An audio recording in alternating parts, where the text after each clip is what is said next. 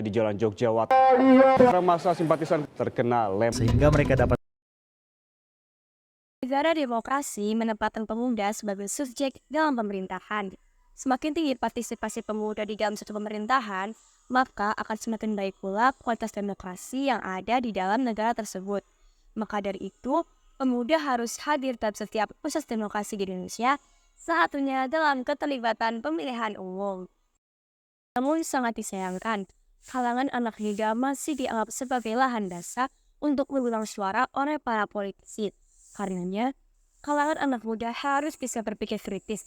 Jangan sampai mereka memberikan hak suara mereka hanya karena ada aktor politis yang memberinya uang atau yang dikenal sebagai politik uang.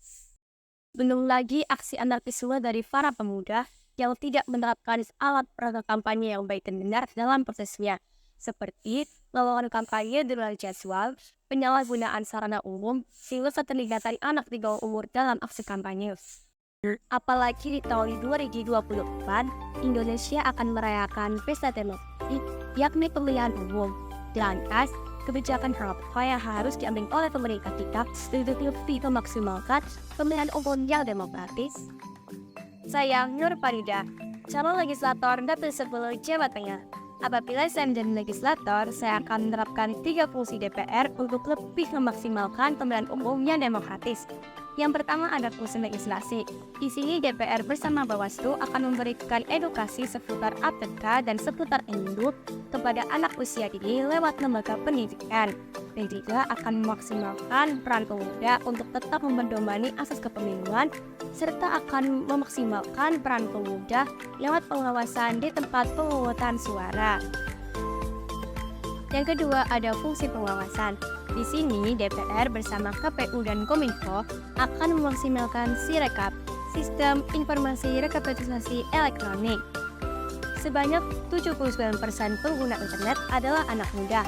Maka dari itu, peran pengawasan pemuda sangat diperlukan lewat Sirekap ini. Yang terakhir ada fungsi anggaran. Di sini DPR akan mengalokasikan dana untuk setiap pemenuhan kegiatan yang telah direncanakan. Hal ini dapat dilakukan dengan cara memberikan dana cukup besar kepada lembaga terkait untuk menjalankan programnya. Sebagai anak muda yang di tangannya menggenggam cita dan harapan besar bangsa Indonesia, ya sepatutnya kita mengenal dan menaati semua peraturan yang ada.